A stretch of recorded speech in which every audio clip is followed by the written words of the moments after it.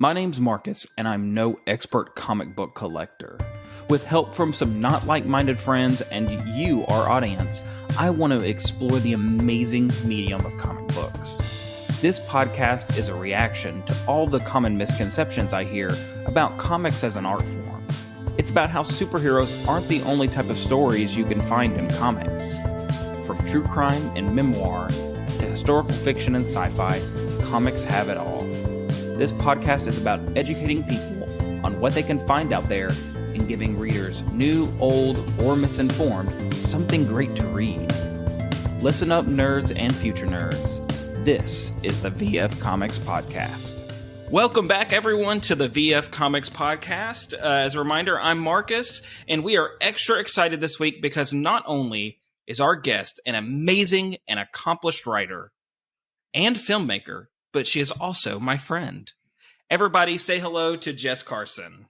Hey! Hello. Hello. Is this like like you want the audience to say hello, like a Blue's Clues kind of thing? You know, are we good? Hello? Yeah, I like Who's that. Clues? Blue's Clues. Nice. And there's also some other people here with us this week. One of them, I think, is Meg. Hey. Another is our resident bad boy, James. You know it. I hate it. And finally, we also have this guy who's pretty cool no matter what. His name is Tom. Hello, how are you? Yeah, I'm great. No matter what. Are we always saying Tom last? Well, Tom is last because I saved the best for last. Oh, okay. Gotcha. Nope. You see how Meg was first, and you're in the middle, James. So actually, you should be pretty happy about that. You're mediocre. Oh, yeah. Congratulations. You're my silver medal. There you go. Mid-tier. Oh, I got the joke. So anyways, we are going to begin this week by getting to know Jess and why, as a filmmaker, she is on a comic book podcast. And then we are going to cover a little bit about Image's response to unionization in their ranks. I know Megan and some of us are very excited about some of the Marvel show announcements coming to Disney Plus, and also a Netflix announcement about One Piece, before finally ending with Jess giving us a recommendation of a comic book that she loves. So, Jess, let's just start off by you just, telling us what you've worked on and how it led to where you are now. Yeah, I mean, it all started when my mommy and daddy were very in love. I was there too. Yeah, exactly. True origin story. Hilarious story for a side note. I was telling my mom and dad that I was doing this, and they were like, "We remember Marcus," and they were so happy about it. It was the best thing ever. Anyway, your parents are so sweet. But no, I've been writing all my life. I started doing filmmaking probably around the end of my undergrad, when I was a creative writing major and didn't have any teaching hours, and could have gotten teaching hours, but decided I wanted to be broke. So I decided not to do that. I did my first short film because I actually, I was in class at UALR, and one of my professors gave me a bad grade on one of my short stories. Shout out to David Joss. But he said it kind of read this reads like a movie. It doesn't read like a fiction story. And I was like, okay. So I actually had a couple friends over in the comms department because there were no film schools in Arkansas. I think there's still only like one. I think UCA probably has a film. UCA has a film right? department. They do. Yeah. So back in the olden days, there was not one. So I had a couple friends in the comms department. I said, guys, I Googled how to write a screenplay. Let's make a short film. And I did this short film that to this day, no one can find on the internet but me. But I did it, and I love the process. So I was like, wow, I need to learn how to do this. The first thing was first is I was like, I need to figure out how to write these properly. So I ended up going to Full Sail's. They had a virtual program for an MFA in screenwriting, and I went and I got that, and I completed that in 2013, I think. And then I did another short film called Paradigm that got a little traction in the region. And then I did one more that also got a little traction in the region. And I was like, okay, all right. I've always had this mentality of and I didn't feel like I wasn't in Arkansas, but still, I never want to feel like a big fish in a small pond. I never want to feel like that. I always want to be the smallest fish possible because that just means you have an infinite amount of things that you can learn. So from that moment, I'd been working in digital marketing and I'd had that full-time job for some years. And I was like, all right, I'm just going to apply to day jobs in any film market I can think of. And whoever bites first, that's where I'm moving. So I applied in NOLA, North Carolina, Albuquerque, LA, New York, any film market I could think of. And I ended up getting a job in New York City. So moved to New York City in 2015. Oh, wow. Been gone for a long time.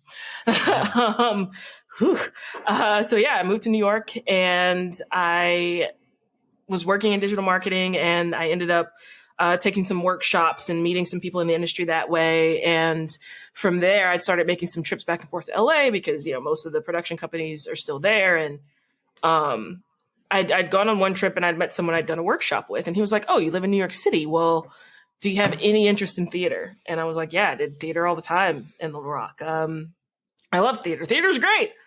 And so he had this off-Broadway musical that he was doing that they had just lost their scriptwriter for. And so he was like, do you have any samples?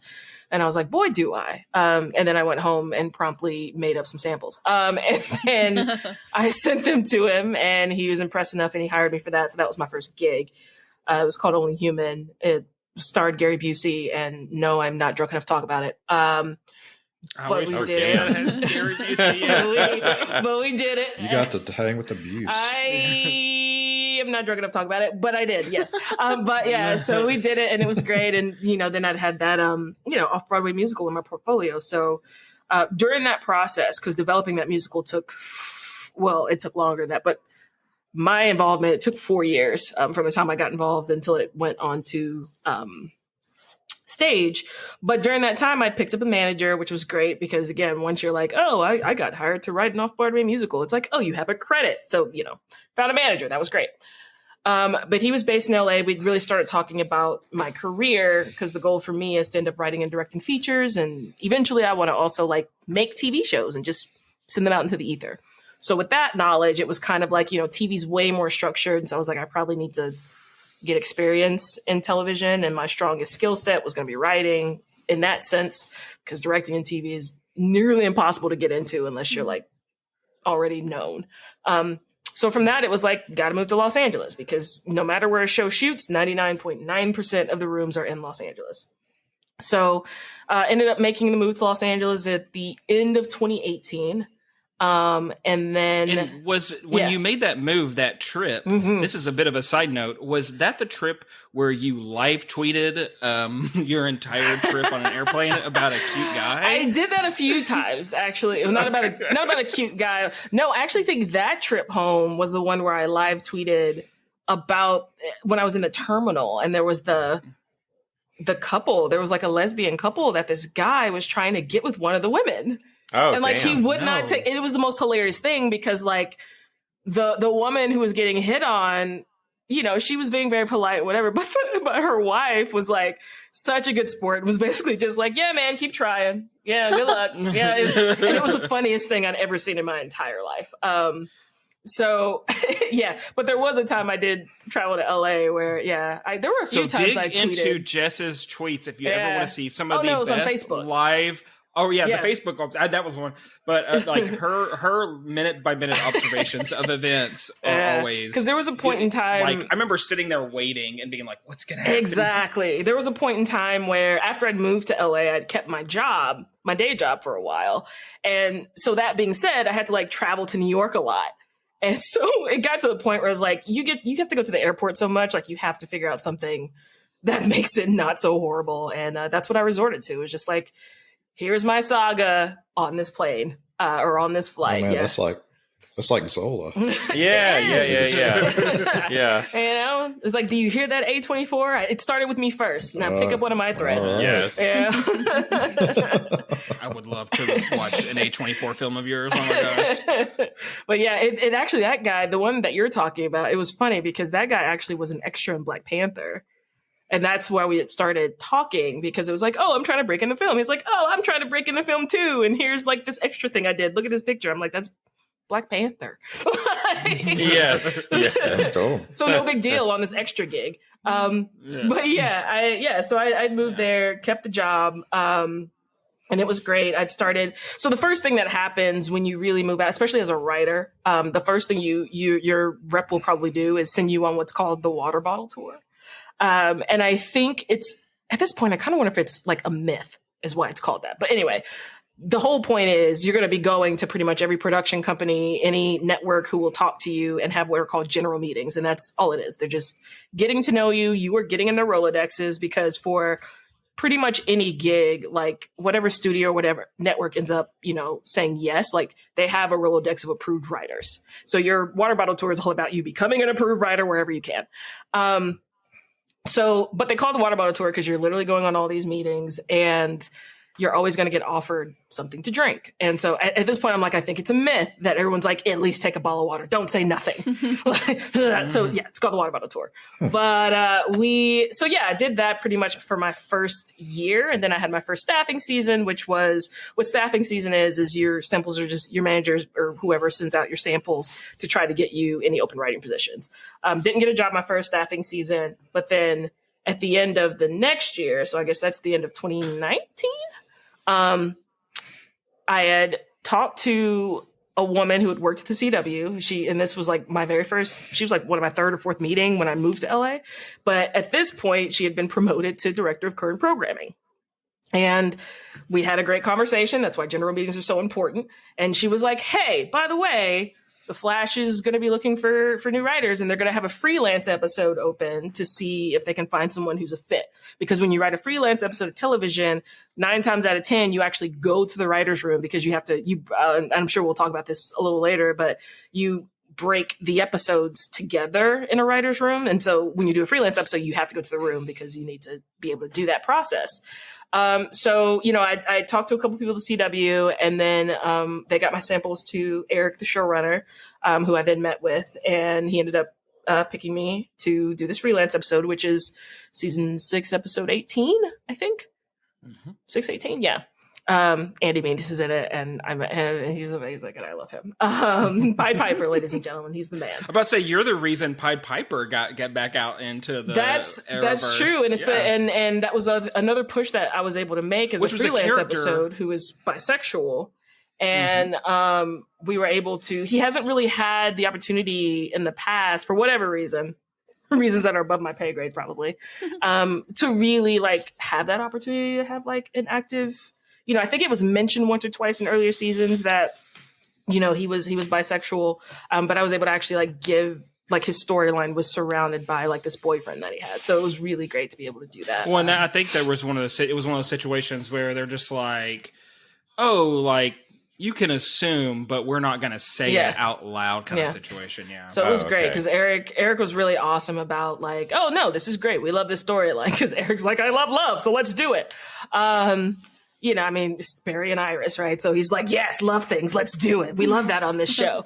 So that was really great. And it was fun. I got to go to the room because, again, another piece of that test is not just can you write and can you do TV? It's do you mesh with this room? I mean, because everything's so fast paced. A lot of people in this room have been together since season 4, I think. And so it's like you got to fit in. And I did. Was that nerve-wracking just going in there like that? Day one, it was definitely nerve-wracking because, you go in with because a lot of times, again, especially like on first year shows or whatever, there's rollover sometimes and staffs change, or it's a first year show and everybody's new to everybody. But like this whole staff's pretty much been together since season 4. Yeah. And so I was like, all right, cool. They have it's fine. This is fine. So, gosh, it's like being the new kid in school again. It is. But it's one of those things where, I learned in my general meeting journey that it's actually the thing that serves you the best is being genuine. Because I know my first meetings, I really went in because I didn't know what to do. I came from corporate America. Like I went into my general meetings with like, full face of makeup and pants, which the full face, like I don't wear makeup. I was about to say, I don't even know what that Carson would look like. Full out interview type stuff, and like never got a call back. But there was a day I was late because of my day job. And I was just like, whatever. And I wore my normal kit, which is usually like a graphic tee and jeans. And I put a blazer over my t-shirt. Don't freak out. But like, it was just my normal kit. Didn't do my hair. Like whatever, just went. And I was already late. So I was like, YOLO, whatever. I'm looking like trash. Might as well just do me. And to this day, that's the best relationship I have with a production company. And it's Viola Davis's, Davis's production company. So it's like, go in and be yourself. And so like from then on, every single meeting I had, I was like, yeah, because at the end of the day, even when I have mentees, I tell them it's 10% talent, 90% relationships in this industry. People want to know if they want to work with you. And so if you're going in and obviously, hey, I'm here, clearly my intentions is to find a job, instead of, hey, let me get to know you like you want to get to know me. What's the point? So going in and being genuine really served me well. So I just took that same mentality into the room. I was quiet for the first day because I'm around Marcus right now. So like it doesn't really read, but I'm an introvert. I'm very introverted. No, I totally understand that. Yeah, everyone. Marcus freaked out on me too. I'm the same way. Yeah. So like that's day one, I was very quiet and was just kind of observing. But day two, once I started to get like the banter around and I was able to start talking to people and saying, hey, blah, blah, blah, like, I have a question about this, because the other thing is a lot of people come into TV having been an assistant or a script coordinator for years. I got really lucky and came in off. I didn't have to be an assistant. But the other side of that is I had no idea how TV worked. So I was like always just like in the EP's office, like, hey guys, I have questions about this. So like, ask me anything. And I pull out like a whole laundry list of, questions. And, luckily this room's really great. And then, after that, Eric decided that I wasn't a complete fraud, and he hired me on for season 7, and now going into season 8, and they brought me back, and it's good. So that's kind of how I got there. Is it just the biggest trip from your first day where you're nervous to now? I mean, that's your day job. Now it's my day job. That's not even your impressed routine. You go into that room and that's where you work. That's it. That's it. And it's that's like, so cool. We have for example, and this is a good thing. Eric has a really good environment in this room. So like we do stuff together, like pretty much any major Marvel or DC movie we'll go see as a group. We rented out a theater Friday. We're going to all go see the Eternals. Like it's like a big thing. It's really amazing, to be able to have a room that's like that, because not every room's like that. So I know that for a fact, and I know that from some of my coworkers who came from other very popular shows whose rooms are pretty toxic. So I know I'm lucky and I'm very spoiled. So I'm aware. Cool. That's awesome. So that was the TV journey. Yes. Wow. Yeah. And, I was wondering, awesome. For those who are listening, you can't see it, but there's been a little bit of a hint as to what Jess does before she got to that, because she is wearing a shirt that says Keep Television with the Flash logo. Yeah. All the locations from season 7 are on the back. That we get set gifts and stuff every year because the crew's really amazing because they're Canadian. So, like I have another one that I'm wearing on for like my stream on Wednesday because we premiere on Tuesday. And it's one that says Central City Strong from like the beginning of last season. So like we get like all kinds of cool little stuff like that, which is great. I love it. That's awesome. Nice swag. Your short film just picked up some awards at a film festival too, didn't it? Yes. I don't know how. I tricked someone somewhere. Maybe I paid someone. No, it's actually really interesting. Don't joke about that. Exactly, right? Someone's going to take this clip and be like, bribery from a Flash writer. Here on this obscure podcast, you admitted. Exactly. So, I know last year, for the one I shot last year, it's really great because one of the actresses that I met on the musical, an actress I actually really fought for, Kim Steele. Shout out to you, goddess. She had come back home because, Broadway had shut down. She's a Broadway actress. Broadway had shut down because of COVID. And she's from Southern Cal. And she was in my bubble. My cinematographer was in my bubble because my cinematographer is one of my favorite people on earth. Also, shout out to Sarah Winters. And I was like I was going a little crazy. It was like, sitting in, it's like the major pain, sitting in my looking at the ceiling and watching the shadows go by. It was going, or Apocalypse Now. No, I'm going with Major Pain. Problem is, I ain't got nothing to scratch. And it was one of those things, it was like, I have to do something, because like all the social upheaval was happening and COVID was happening. I'm here home alone. Like most of the protests that you saw here in the news, it's like across the street. Like that's where I live. So it's like, so I'd call Kim and I was like, hey, I have this idea. It's like a mental health short. I don't know what you're doing, but you're in my bubble. Do you want to do a short film? She was like, yes. And I was like, great. So yeah, it was me and Kim and Sarah, and we just shot that film. It's called You. And then I was just like, on a whim, sure, I'll start submitting to things, whatever. And it just started getting into festivals. And I was like, what's happening? But it's one of those things where it's like, you know, when you practice at something or when you do something for a while, you may not notice that you get better because you're doing it every day. But, you know, I hadn't done a short at that point in like 4 or 5 years. And so clearly now I'm like I'm writing for a living. And, you know, so that's the kind of thing that my therapist is like, will you give yourself some credit? Yes, that's awesome. Ladies and gentlemen, the mark of a true artist, downplaying how amazing they are at something like it's not a big deal. See, Marcus would love hearing my therapist talk about me, because she has really been riding me about that. Can you please just give yourself a little credit today? And I'm like, but why? I started being nice to Megan at work about that, because she's that way too. Oh and my I'm God, like, it's so hard. No, Megan, you look pretty today. And I'll just walk off and she's like, oh, what? But where? I got it. I stole this. I stole acting this way from Tom, because I'd always be snickery and, you know, act like a turd to Tom. That's a word I came up with at the moment. And Tom started reacting to me in such a genuine way, and I loved that idea. So I've started doing it to other people. I'm all for it. This is the best way to be sincere. Sincerity. Yeah. See, sincerity, and then it's something that you know, pat myself on the back is a problem. I'm trying. This is why therapy is important, guys. Yes. Yeah. But yeah, like I did that one, and then this year it was the same thing, because we were still kind of shut down. I mean, out here we, you know, pretty cautious. I mean, things are kind of opening up now, but vaccines are required everywhere. But yeah, same thing. I'd had a couple friends who had moved. Actually, one of my really good friends who was in my first short film named Sean. He's also from Little Rock. Yeah, we know Sean. Sean Jones. Yeah. Yes. So Yeah, we know Sean. He and his girlfriend, they moved back out. Person in the world. Oh my God, I love him. I love him. that. And we were just like, let's shoot some micro shorts, because I got to the point where my manager starting to submit me for like feature general meetings, and so like I need that director's reel, and mine was really out of date. And I was like, and they needed some stuff for their reel because now they're out here. And so I was like, let's just do some micro shorts, which are like shorts that are 5 minutes or less. Usually scenes is what you get out of those.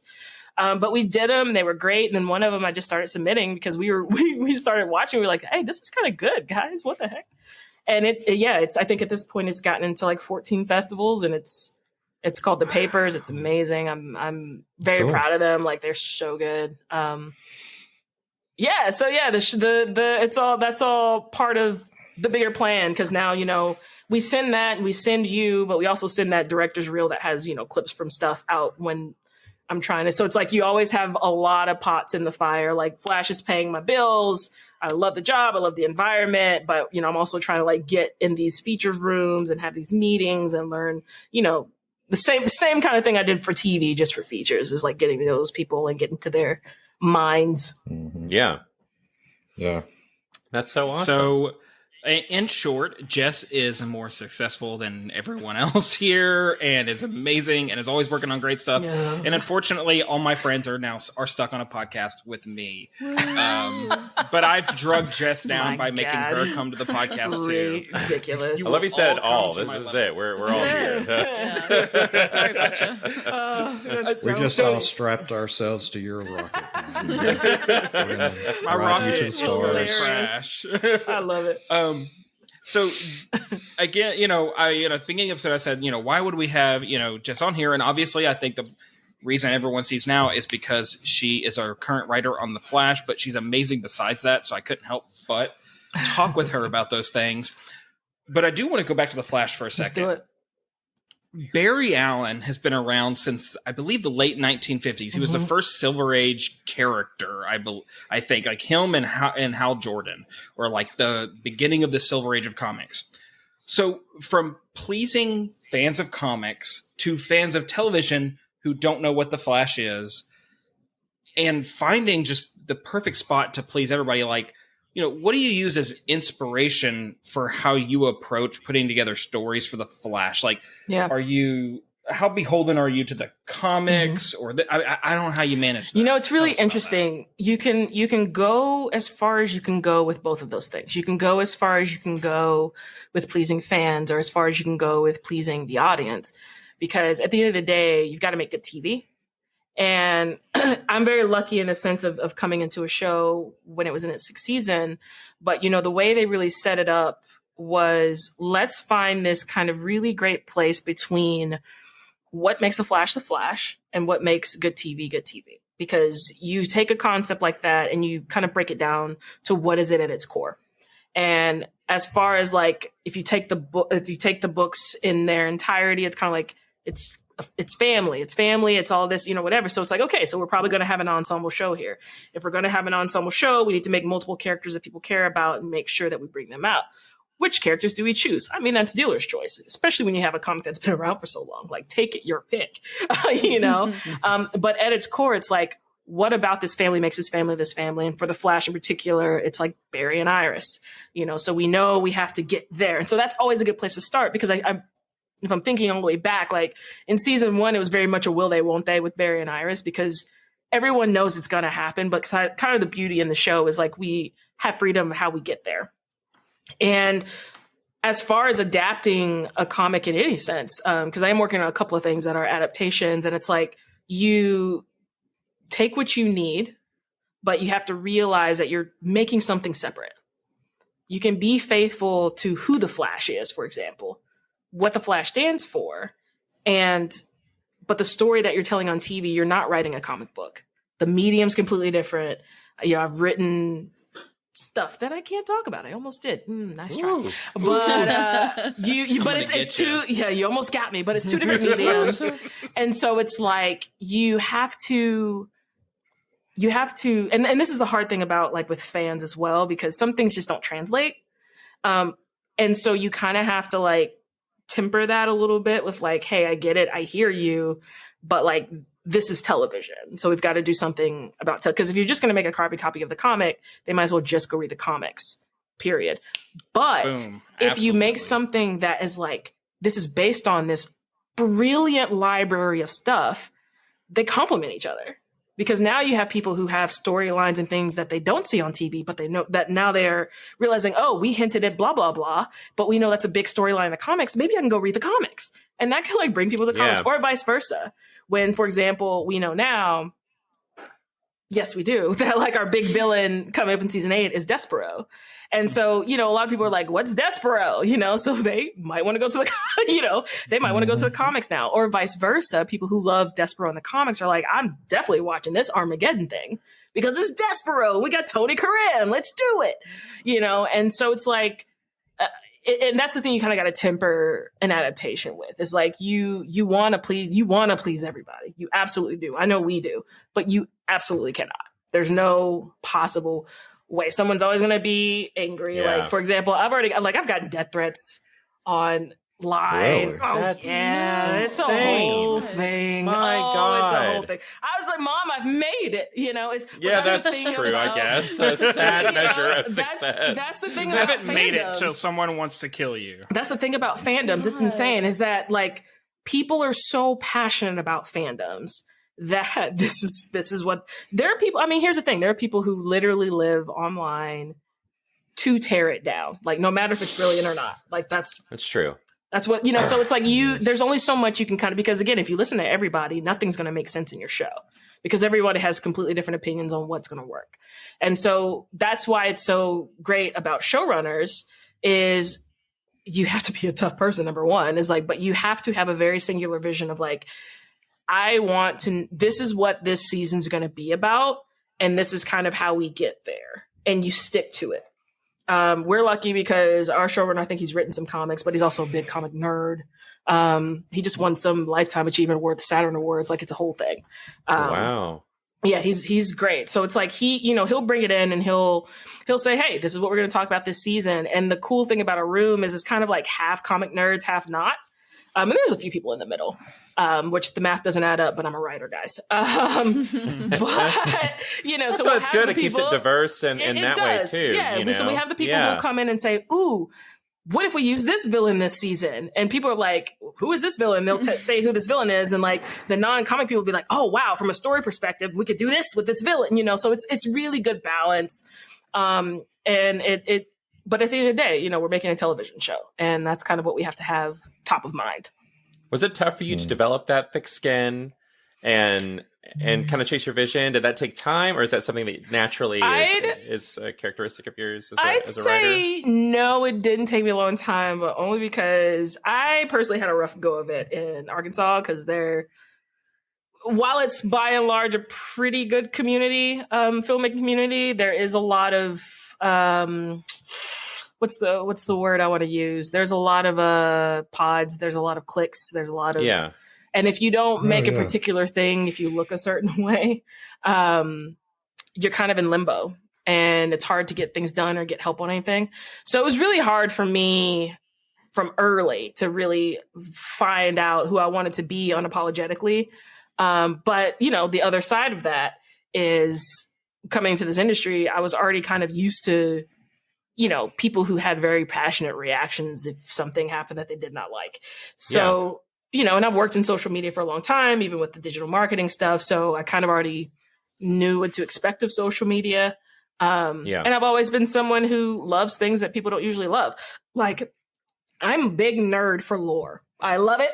I love comics. I love it all. I love Star Wars. I don't care. I'll watch the prequels. Oh, yeah. I'll watch everything. I love it all. Let's go. I literally do not dislike anything because I'm now like... James, Tom, and her won't share. Here we go. Here we go. Someone has made this huge world, and you've created this franchise and all these characters and all these stories. I literally have nothing to crap on. Nothing. Yeah. And so... Are you sure? Yes. I am sure. Are you sure?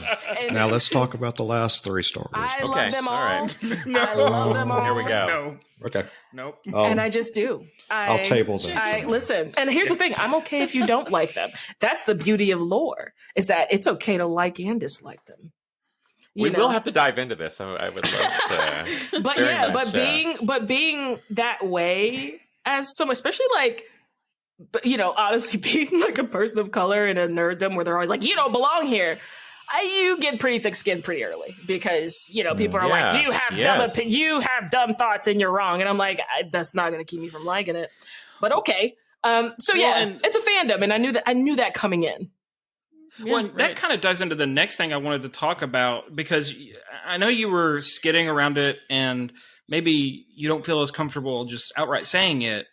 But let me lead into this. So like, The Flash is really well known for having a pretty diverse group of characters, but the most prominent, the co-lead of the show is a Black woman. Mm-hmm. And while you didn't come until later seasons for The Flash, you're the first writer that is a Black woman for the show. Yeah. So what you've been talking about kind of covers how have people reacted to you? And I also kind of am curious, how has your influence impacted the writers' room? Yeah, the main thing is coming in, I actually didn't know I was the first Black woman to write for the show until the press release came out for 618. Because, they'll pull out the press release, the trades will pick it up, and they'll say like who it's written by on there. And for me, that was like the first time I found out who the director was, which was Amanda Tapping. So I was like, what?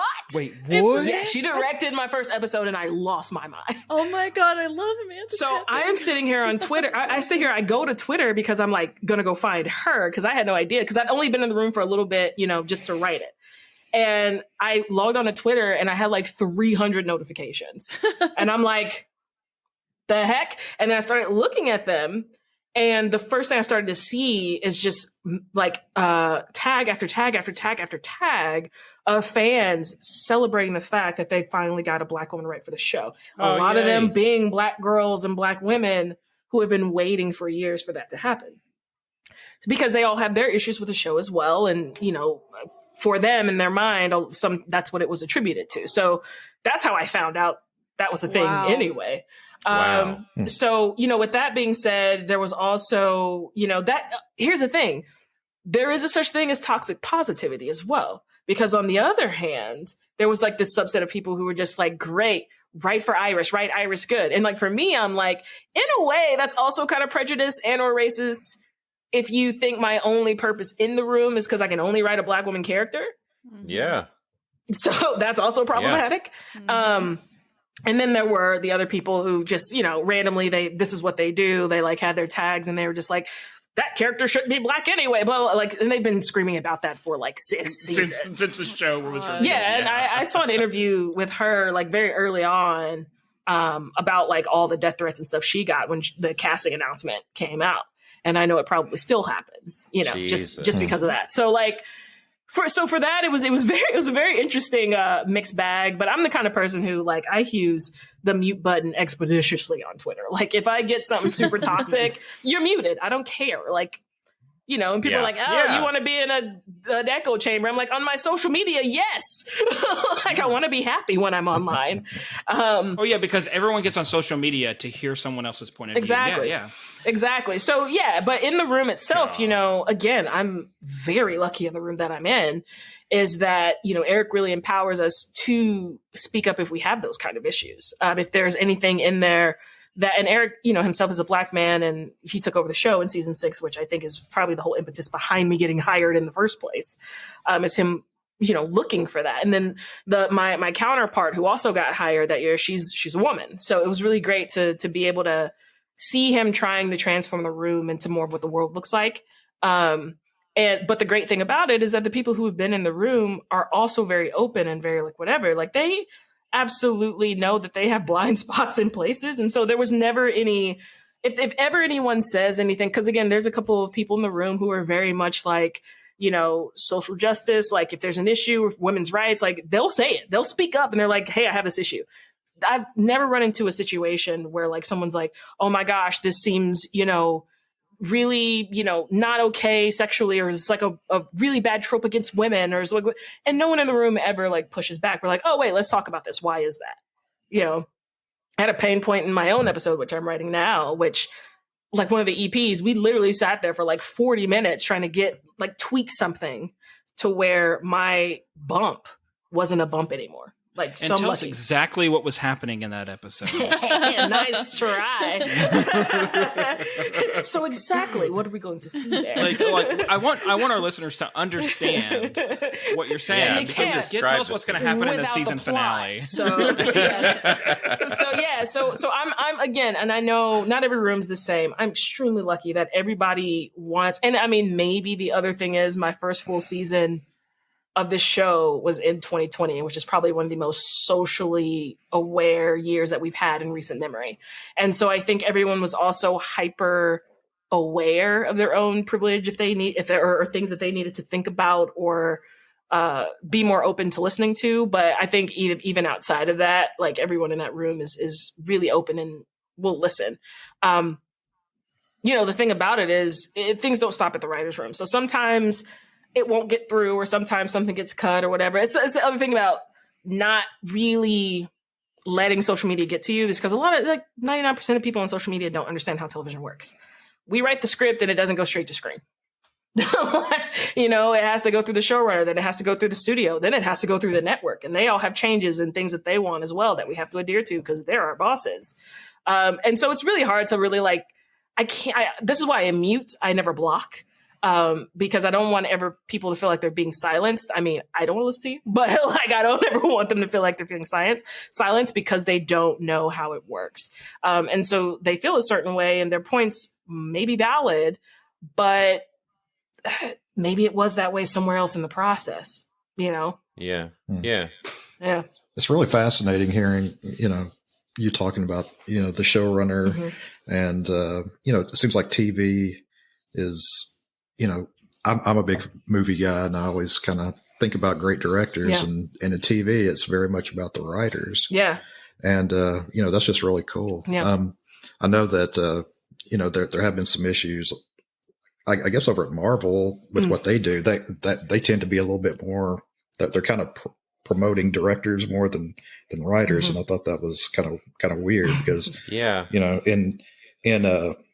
in movies, whenever you ask a serious movie fan, who are the great writers of movies, it's like, you might be able to name 5 people. Yeah. And most of the time they're writer directors. Yeah. And so it's like, it seems like TV really is a bastion for, really great writers. It's always a good place to start as well, which is, I think, a big reason my manager really wanted to steer me this way first, because also with features, like, the average time it takes for a feature to get made is 7 years. So it's like, in the meantime, you should probably make some money. And you're guaranteed regular work. And there's so much TV out there that, and I think that's the thing, the thing with what like Marvel's doing, for example. I'm a traitor, Warner Brothers. You hear me? No. But the thing that like Marvel is doing. I was wondering how much you could talk about that. But like, because at the end of the day, I'm still a consumer and they know it. So it's like, I'm a consumer and I'm a nerd. You can't keep me away from nerd things. But yeah, the thing that like Marvel, that they're being able to do with their stuff on Disney Plus right now, which I think HBO Max is starting to move the same way, is they're able to make more stories like that. Because the other thing that's hard about comics, especially when you're talking about movies, is that there's so much stuff. And so, the medium and being able to do comics the way that the content's laid out, like for a TV show, because you have more time. That's why we get stuff like WandaVision. That's why we get stuff like Loki, and we're able to actually like put the whole story out there because we have more room. Yeah. And the way those feel, like with TV, you get that great feeling. Like, I feel like in series that I've always really loved, like the penultimate episode of a season is always super exciting. And then the finale is such an event, and that's been true for like, just sitcoms to big epic things like Game of Thrones for me. And I love that in television. It's really exciting as a viewer still, like when you can tell like, oh man, this is going to be a big night for this show. And it's just so different from movies, which are like equally like it's exciting and fun. No one asked you, Tom.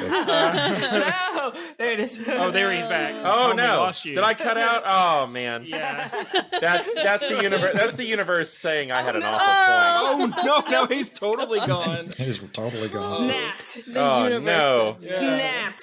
Thanos said. Thanos said 1/5 of the population this time. Oh man! Well, that's so sad. I'm sorry, Tom. Oh man! But no, he does. But yeah, he does make a good point too, because even thinking about how the Marvel shows, for example, are like events, or how like the Arrowverse has their crossovers, and you're able to bring in things like Justice League or whatever into it. How like Titans, is really like talking about the Teen Titans, but like made for people who grew up on Teen Titans, us. So it's like, I remember when I saw the pilot of that show, for example, I lost my mind, because sitting here seeing Robin come out and like beat someone to a pulp with blood and everything, I was like, so Teen Titans, but for me. Okay, let's. I feel that way about Doom Patrol. I was like, oh my gosh, they're doing it. And every episode I'm like, they're actually putting this stuff on screen. How? Who greenlit this? That's the thing. That's the thing about non-network as well. Again, I'm very grateful for my job, secret cameras and microphones in my apartment. I'm very grateful for my job, and I love my job. But network just across the board. It's not even with just DC. Network across the board, you are playing to a different set of rules. Because of you. I mean, you have to be careful of your content, right? Because anyone can watch network. In that kind of sense, so you can't just go and say or do everything. You can't have like a lot of sex scenes. You can't have a lot of cursing. You can't have a lot of bloody violence, because you don't know who's watching, and network's way more accessible, whatever. But when you talk about streaming, so we think about like, HBO Max and the content we're getting on there. You're thinking about Disney Plus and the content we're getting on there. And even Hulu, some of the stuff they're doing right now, like you're able to do more. Netflix, obviously, you're able to do more because you're not constrained by the same like set of kind of rules, censorship rules. Yes. Is that Tom? Welcome back, Tom. And with that, Tom is Stupid. You're right. Oh, hey, Tom, you're back. Oh, no. We can't hear you at all, buddy. We can't hear you. You're muted. Yeah. It may have selected the wrong mic like it did for mine. There we go. There it is. Is that there better? you go. Yeah. Yep, golden. Sweet. Okay. Yeah, that was the universe being like, nah, dude, we're not taking that point. Your opinion That's doesn't so matter. funny. We just miss Tom telling us the secrets of the universe. Yeah. Oh, basically, Tom, I said, and that's what happens. Yeah, that's what there you happens go. when you die. Basically, You know. I said the entire plot of like this season of The Flash. No, just Yeah. You missed So it. since Tom, we Jess missed Tom's missed it. secrets. Jess, so what's it like writing for characters like the Wonder Twins, who are definitely going to be in the season? so fun. Because when you're first about to bring a character in that hasn't really been in the show yet, particularly for like Impulse, for example. Wait. What's going on? Like, I was kidding. Are they coming in this season? No, last year. They were here last year. Oh, I missed. I see. Oh, like, you missed I'm Impulse not last season. caught up. Sorry, spoiler alert. No, last not season. Impulse. The Wonder Twins. Oh, the Wonder Twins. I thought you were talking. What? Okay. Oh, my brain said Tornado Twins. My bad. Oh, okay. Oh, yeah. I My can see brain why said your brain went to Tornado Tornado Twins. Twins. No, I was like the Wonder Twins, and then you started talking seriously. Yeah. I was like, It's like, wait, what? Yeah, my brain. They joked. I mean, they joked about the monkey on the last crossover, but we haven't seen the Wonder Twins. So I was just that was like my big thing of like, I think I heard You twins. just like spoiled something huge. Yeah, I heard like twins, and we had so much fun last year writing for Jordan and Jessica. Yeah. But that does bring up a good point of like writing for characters who haven't been on your show. So at that point, Impulse had not been on the show. So like, I'm gonna make the same point. I'm gonna work my way back around to it because I was like totally thinking Tornado Twins, but I was just freaking out. I was like, she's spoiling it right now. Yeah. I was like, So when we were told that we were gonna get Impulse, obviously the comic nerds were like, yes! And then when it finally come around that like Jordan Fisher got cast, you know, the nerds, because we have some musical theater nerds in there, they were like, yes! You know, and then we had the people who like loved All the Boys I Loved Before, and they were like, yes! So anyway, but the thing about writing for a character who hasn't been on a show but is in the comics is always really fun, because you have a baseline, which is great. And that's what you usually go for with characters when you're adapting anyway, is like baseline. What are the characteristics of this character? You know, what are the storylines we want to hit? So we brought that in and knew it was going to end up being in the Godspeed story. And I won't say too much about it, Marcus, so I don't spoil you on what happened with Impulse last season. But you're able to kind of just sit in there and just throw spaghetti off the wall and just go as big as you want to, and let the showrunner kind of pull you back. When I came, and that was really fun for me as a first time being able to write for a new character. Because when I came in, you know, everyone's established, and they all have their voice, which is what we say when we're talking about writing dialogues for character. What's their voice? So they all already have their established voice, their established characteristics, which is fine, which is great. It actually kind of makes my job a little easier if I already know how to write the characters. But when you do the new character, it's kind of like, oh, how do we want him to sound? What do we want his mannerisms to be? Like, you know, because with the comics, it's like we want to make sure we pull out any important like lines. Like obviously Impulse, you know, that's so Crash. Like it's definitely, we had to put that in season 7. So the point being, how is it writing for a new character? It's so much freaking fun. I wish we could do it every season. It was same thing with like writing stuff for Despero this year. It was so fun. And then being able to kind of watch set and see how Tony does it. I'm so excited for people to see it. And bravo for choosing Despero too. Like, I feel like that's all Eric, man. That's a really interesting one to bring. That's all Eric. Eric came in and like, so the way it works is when you first come in for the beginning of the season, the showrunner has already gotten a general like season arc approved by the network. So basically your first couple of weeks are figuring out where everything fits within the season. But like day one, Eric basically shows us this deck of like, this is what's happening this season. And he goes through it point by point. And that was the big thing he was really excited to tell us about, is getting Despero. And he, you know, he's a great dude because he actually like took suggestions and considered suggestions of us to be like, who do we want for Despero? But apparently the Doctor Who fans won out, because here's the thing. That's one show that I am getting into because I'm very late, but I had seen the Van Gogh episode. And so when they said it was Tony Curran, I was like, Yes. I feel like they're already a fan of Doctor Who by having Arthur Darvill when he was playing Rip Hunter for Legends of Tomorrow. It was just like, oh great, so you're having Arthur Darvill come in and play the time traveler. How did you come up with that? Yeah, that stuff is so hard. Eric actually gave a really good interview. There's this guy who it's called the Flash Podcast. It's not endorsed by Warner Brothers, blah, blah, blah. Andy, the guy who does this named Andy, he's one of the people who's always in my stream. He's awesome. The Flash Podcast, really amazing. He's been around since the beginning, so it's great. It's really great. But he did an interview with Eric the other day, and Eric was just talking about how, because, one of the big things on social media was people were so mad because how can you have Despero and Superman and Supergirl aren't in the crossover? We couldn't get him because of scheduling. And Eric actually put that in the interview, which I actually really appreciated, because again, a lot of people just don't understand. We didn't just say we don't want Superman and Supergirl because Eric hates them. We literally could not get them because Supergirl's in its last season and she was busy. So, it's really, and that stuff in itself, because this technically isn't even a crossover. Because, crossover involves all the shows across all the shows, and this is also Black just Lightning on the Flash. is ended, and Supergirl is ended, and so this is just kind of like a cast members are coming over to this show, and honestly, if they're looking for plot holes and why this character didn't show up here or here in other people's shows, I mean, that's everything in everything. But that's whether fandoms. it be the Arrowverse or like the movies. Like I remember during the first Suicide Squad movie, they're like, "Oh yeah, this portal's been over this city for like a week," and I'm like, it's just so like Superman's just saying, piss on that city. Like I knew, like. But here's the thing, that's fandoms. Like it's the whole thing. I was literally talking to one of my buddies today about, and I think I was talking to you about this earlier too, about Eternals. And I'm obsessed with that movie. It's my favorite Marvel movie now. But when people want reasons to not like something, they're going to find them. And, it's really easy to get down to the bottom of why you really don't like it.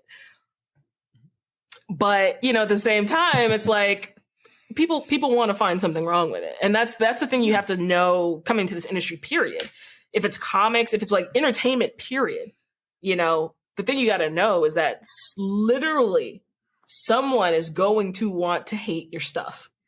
And you're just going to have to find a way to deal with that.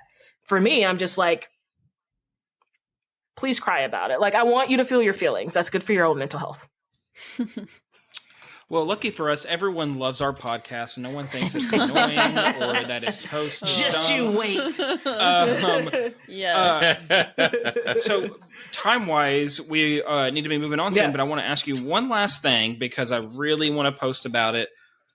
Tell us just about any other projects you're working on. Yeah. Like, what are you up to? So I'm out right now. Well, I'm on pause right now because I'm penciled up for the Flash. But when I'm back on hiatus, I'm out with the show. It's a black female pirate who actually existed.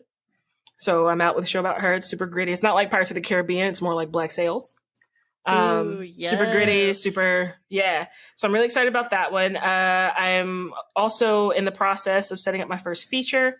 It's a sci-fi feature called Home. We're out with that now, looking for the antagonist, and we're also looking for a producer. I got Eva Nobuzada, who is in Hadestown on Broadway, is my lead actress. Also a wonderful cherub, and I love her to pieces, and she must be protected at all costs.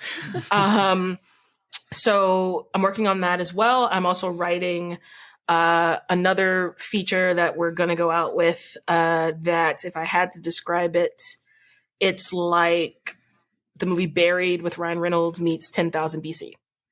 And then I'm working on a adaptation right now. I'm building that out into a show as well, a comic adaptation. Can't name the comic. Sorry. But I'm working on that as well. And I'm also working on a book adaptation. That's a lot. Make a feature. Got to have a lot of pots on the fire, pans on the fire. And guys, I was joking with Jess earlier. So like a lot of the adaptations she can't talk about. These are years in the making. Yeah. It's the very beginning. And I would love for her to talk about it. Maybe when information gets released, we'll have her back on and she can talk to us about it. Or when I'm home and drunk and in person. And I have her audio, and I'm just putting my phone on the table. Yeah, no, it's not recording at all. Yeah. But I joked with her. I was just like, fine, we'll guess wildly. And I proposed that she was working on a sci-fi horror adaptation that is actually a continuation of the show Married with Children. And it's called Buried with Children. Yeah. And little does Marcus know, because we were typing on Facebook, I was like, ooh, okay. And that's a good one. Yes. I watch Al Bundy try to get out of a grave, that's the whole movie. That's so funny. Dead. Oh, wait, I'm also working on a space comedy sitcom. What? Yeah. Yeah, it's awesome. Like that is very much. I love Al Bundy reminded you of that, so I'm really curious. Well, that's because one of my comps for that show is actually Parks and Rec. So it's like something super outrageous, but it's like very talking head, very documentary style. So. Oh, I love it. Yeah. I love Parks and Rec. And then finally, I want you to tell everybody where they can find you on Twitch so they can watch you stream an assortment of video games. I do. And you're very good at it. God. My Twitch is Jess is a mess 3. It has to be 3 because some weirdo stole Jess is a mess. I love that there are at least 2 other Jesses that are messes on Twitch. I actually don't know if there are 2 more, but I was like, if I'm going to pick a number, it's going to be my lucky number, which is 3. Nice. Yeah. So that's what I'm on Twitch. I think it's actually just I haven't multi-streamed to YouTube yet, but I'm setting that up. But I think that was just regular Jess is a mess. I wasn't too late on that one. Yeah. The YouTube Jesses haven't realized that they're messes yet. Yeah, exactly. Yeah, they don't know. They know. Oh, man. Be there when they figure it out. Yeah. All right. And this week, Meg, you got some news for us. Oh, yeah. I thought you were talking about the image thing. So there's... Oh, I can do that. Yeah. So, the other week, we talked about a group of workers at Image Comics were attempting to form a union. There are 10 of them, and none of them are creators. Image Comics is already a creator-owned comic book publishing company. So this was about the workers there, which is going to be the majority. And so they've requested that Image voluntarily acknowledge their union. Image has chosen not to, which a lot of people have really seemed to have attacked online. But I do want to preface it with that seems to be the norm. Everyone is looking, Image Comics as a company is looking at their interests and the interests of their employees. And it looks like they're not going to do a public show of this. They're going to go through all the steps that are seemingly pretty standard. That doesn't necessarily mean that I think they're doing the right thing personally, but it also means they're not doing anything that we should be alarmed of yet. And it seems that I believe, on Publishers Weekly, they said in a statement, the company said that last week, the Communication Workers of America filed a representation petition with the National Labor Relations Board asking to hold a secret ballot election so that eligible members of the Image Comics office staff can determine if they want the CWA to represent them in their employment with Image. So right now they're looking at having another group come in and hold a vote to see if that is the consensus for what, everybody wants this, because it was just 10 employees who wrote the original letter. Wow. I wonder if there are some specific issues that they're wanting resolved with Image, the workers, and that maybe all of this could be sort of a way of negotiating something, perhaps beyond, it, in order to get more paid time off or whatever, Gotcha. They could possibly forgo the whole union thing and just, come to the table on that, rather than, sometimes, you get the sense that these types of things are more about, some sort of specific issue or something that's going on in an office. I'm always really pro-union, so I kind of understand how important it is for people to be able to, collectively bargain. Absolutely. Maybe Image can just kind of just do what is necessary to, appease their workers right now. And, while it was fun to speculate wildly on Jess's Married with Children spinoff, like a lot of people are speculating wildly about, what are these reasons? And I think it's important that we don't assume we know exactly what's going on, because the world and life is complicated. I would love to know, and I'm sure eventually we will find out more about it, but this was just an update that that they did. And the group is, they say they are disappointed, and they believe that the election is unnecessary. I don't, I would say that I would be pro-union too, but I think an election could also be good, because it seems that the argument is, cool, well, let's hear from everyone, not just this group. Yeah. But I've also worked at places where, they are set, and we talked about this. I mentioned this last week. They're like, yeah, we're going to let them in the room, but don't you dare join them. So some people are worried that this is giving some of those groups giving Image a little bit of time to pull some scare tactics about what will happen if those workers join a union. And so, it's complicated. Like I want to give Image Comics some credits based on their, based on how they began and how they are still very creator friendly.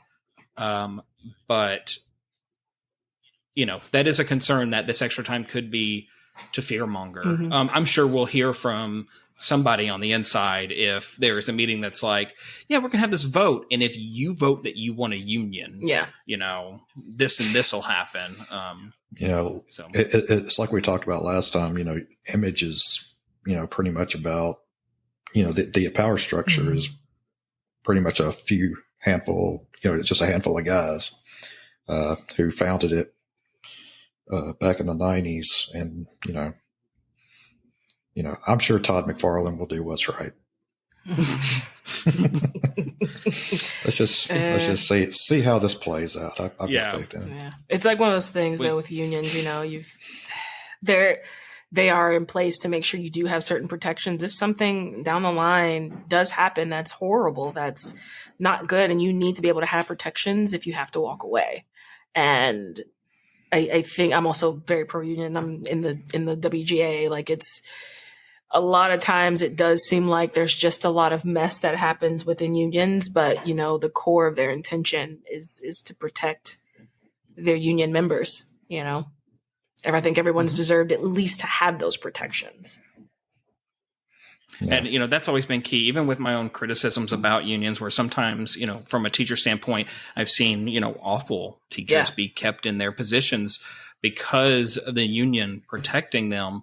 But at the same time, I don't think I'd want it the other way, where there was no union protecting us all. Yeah. And so, I'd prefer that workers had those sort of protections, because until, certain things can be proven, you just never know for sure. We shouldn't judge based on people telling stories. Yeah. Well, in Arkansas, they can pretty much, do what they want. So, whatever Jess, stories I don't see you're why telling. you left the state. Yeah, I know. I should have stuck around, eh? Yeah. And then from there, Meg, tell us a little bit more let's talk about some more lighthearted stuff. Yeah, I'm just gonna mention these real quick. So Disney Plus announced some Marvel shows that are coming to their streaming service, which is exciting. Also, it's Disney Plus's 2nd anniversary, and it seems wild to me that they've I know. Time is a strange concept these 2 years. But so yeah, the one that I'm personally most excited about, and I think the internet kind of is too, is they're releasing they're working on a Agatha House of Harkness. The way show. I'm excited about that show. Yes, I'm so happy to have Catherine Hahn for a longer period of time. Forever. So forever. You're in the mouse house now, ma'am. Yeah. Well, she was such a complex character that I was worried that, being just on that show, that she might be forgotten about or sidelined just to show up on a further Wanda story. So the idea of a show centering around her sounds really exciting. I know. I'm so happy. I want to just like see an interview of her talking about it, because I hope that she is equally pumped. I'm sure that she is.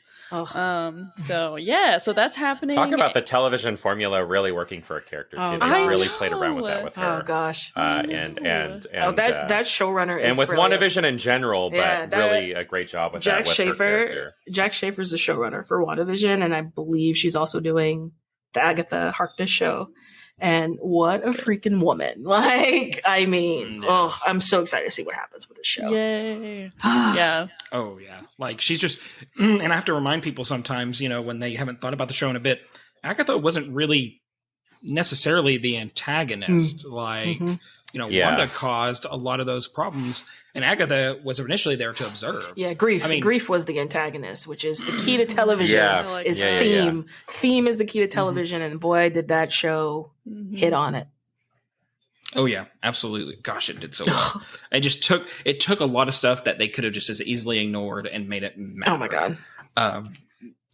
They had some teases of some other shows too. Those, like She-Hulk and Moon Knight.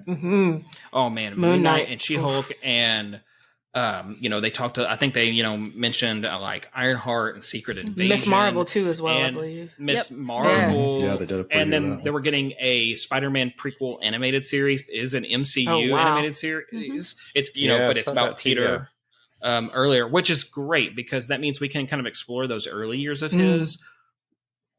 But luckily we didn't have to do that in the movie because it would have been the third time. Spoiler alert: Uncle Ben dies. Oh no! What if Uncle Ben doesn't die? But it's just like, I hate you. This Peter, is a spinoff of What If. With Jess Carson. Yes. So yeah. I also have to mention quickly, I know that this is a sequential art podcast, and so we never talk about manga, but I'm going to real quick. So for those of you who care, which is probably just me, and that's fine, they announced the cast for the One Piece live action series that's coming to Netflix, that is finally coming to Netflix. And I don't know how I feel about that because I am still scarred from the live action Death Note that Netflix did, and that's fine. But a lot of people have feelings about the cast. I think it looks pretty good. Some people are not as happy about it, but I think everyone looks pretty solid. But yeah, it's only going to be 10 episodes, which I don't really know how they're going to do because the animated series alone is at nearly 1,000 episodes. So they're going to be, I'm not sure. Wow. Yes. It's at a little over. Goodness me. Me. A tight adaptation. Yes. I know they have a Dragon Ball situation where they really expand certain things to way too long for multiple episodes. Yeah. So I'm sure it can be shrunk down, but even if you shrunk down half of it, you're still at 500 episodes. Yeah. And I mean, and the manga's not even finished. I'm convinced that it will never be finished and that it's just going to be Oda and Betty White till the end of the ages hanging out writing together. Maybe they'll do like they did Walking Dead, because I mean he was still writing those when that came out, and they just kind of started from the beginning and we're like, we're gonna go as far as we can go in this many episodes, and if we get a season 2 then we'll keep going. So I feel like that has to be the case, right? Because when you're doing live action, you can be like, this is going to be endless forever. Like, we're just going to go. And that's what they did for Game of Thrones when adapting George R.R. Martin's books. His books aren't finished, and they finished that series just fine. Okay. Listen, I love Game of Thrones. I will say it. I'm throwing it out there. Put me on the stake. I love every single season. I love that you just love all of the things. I love all the things. It's very refreshing. I do. Especially with me on. I like that. I just get so joyful watching things. Okay, that's amazing. I love that. I may have had less joy on certain parts, but there was but I feel like the cool thing about it is if something's particularly great, I feel like I like it that much more. Like when I saw WandaVision, I really did. I went full, Buddhist monk and didn't speak for 3 weeks. Okay. Because it was it was like, it was good. That WandaVision was like a happy accident for me. I didn't go in thinking that I was like, this looks quirky, and it looks like something I might have fun with. Yeah. I didn't expect to love it like I did. Anybody I did. really No, did. because they announced the three. They had announced WandaVision, Loki, and Falcon and the Winter Soldier. And I know for me, I was so hyped about Loki that I was like, I would just get through WandaVision because I'm just waiting on Loki. Yep. But then I watch WandaVision and I'm like, what the heck? Yeah. Yeah. Tom, legit disappointed when it was over. I was like, oh man, I'm sad that there are no more. I know. Yeah. Which is, I think, the mark of it being really great. Absolutely. Is yes. You wanting it. Yeah.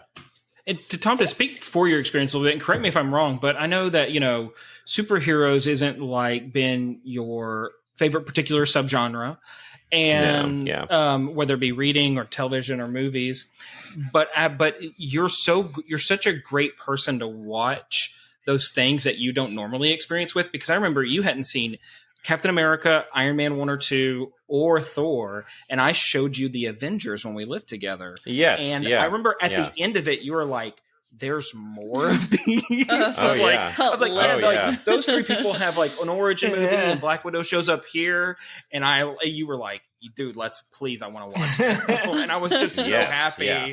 It's like showing your kids Star Wars. Yeah, I mean, it really was, because I had not really been exposed to those characters.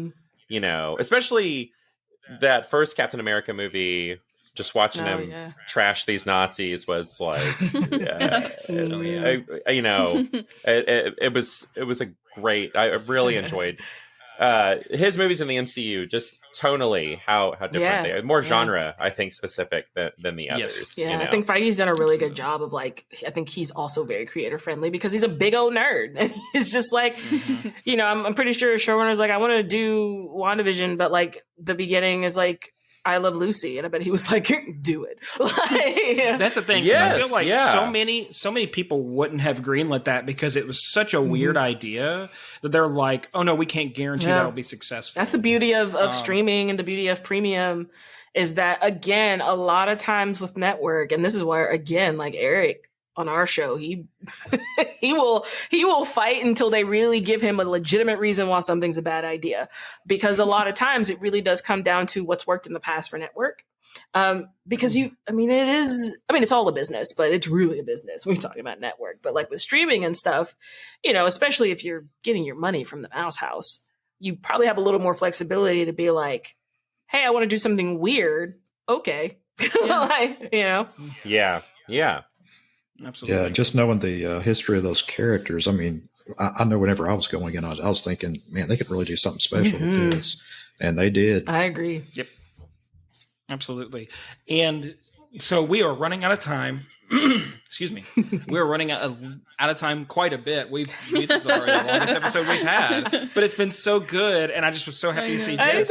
But as always, one of my goals when we began this podcast was to ensure that we find good reading for everyone, for all kinds of readers. This wasn't about focusing just on superheroes. It was, comics are just as, varied as any other medium. And so Jess, as always, what we do with our guests is going to give us a recommendation of something she loved reading and she thinks that any of you should read too. Yeah. I was completely torn between things that hit on both genres that I write in. So I write sci-fi and I write period. Those are my two lanes. So I was very torn, but I landed on something that kind of marries the two, or could marry the two, called Eniac. Because that's that kind of sci-fi, that alternate history type of, this is what the first computer in the world actually did to everything. And just the ticking time bomb of it, having our two leads who are queer, it's amazing. The story that they're going through, it's not done yet. I think I might be an issue behind to figure that out. I need to find someone that ships comics. Girl, you got to finish See what I did there? We're one. Yeah, I was like, see what I did there? But it's so good. I really like how they merge in the history between the panels in a way that doesn't make it seem derivative. It doesn't make it seem like it's taking away from the story. I think that's really well done. But again, it's just such a cool alternate history series, and highly, highly recommend it. I'm obsessed. Heck yeah. Well, and that's going to be a difficult one to get a hold of too. So you may have to go online to look for it because it is a Bad Idea published book. And James, as the only Bad Idea, store in the state of Arkansas, like he knows that they are not releasing trades later on of these books. They are not collecting them digitally. It is now or never. And luckily Eniac came out this year, so I think you do have a shot of finding those issues online. But if Bad Idea actually does end as a publisher early next year, then it might be harder and harder to find those. So if you're listening in the current year of 2021, you might want to go looking for that right away. If you're listening to it in 2023, SOL. You're probably not because of the nuclear. Let us know. Let us know if it still exists. Don't forget to collect your rock. Too. You got your rock. Yeah, I love that. We talked about that last week. I love it. I think it's so funny. And yeah. Oh, also, did y'all see that Bad Idea sent some people who sent in their pins for the other passive or aggressive? They sent them an extra book. What? Yeah, I saw that. Yeah. Yeah. Oh, and it was something that was included with their original first book for some, and they only sent it to 50 people. Wow. Wow. Yeah. That's awesome. So like they're making collectors very, that is so happy. Special. And frustrated. Yeah, also that. Someone who really Trust me, I know. I'm like, it's okay. so I'll funny. quit my job and go wait outside. But it's always fun. Well, that is going to be it for us this week. Jess, thank you so much for coming to see us. Hopefully we'll have you out again. Just as a reminder for everybody listening, you can support us in a number of ways, whether it be joining our social media communities or donating to us at our Patreon or Ko-Fi accounts. You can find those links in the description below. With this support, we can extend our reach, do more interviews with great writers and artists like Jess Carson. None are going to be as great as her, though. And we can also bring you more great sequential art content because we don't want to stop at just this podcast. So give us a like, a follow, comments, shares, and, $20, and we will thank you for everything that you do. We will see everyone next week. So long.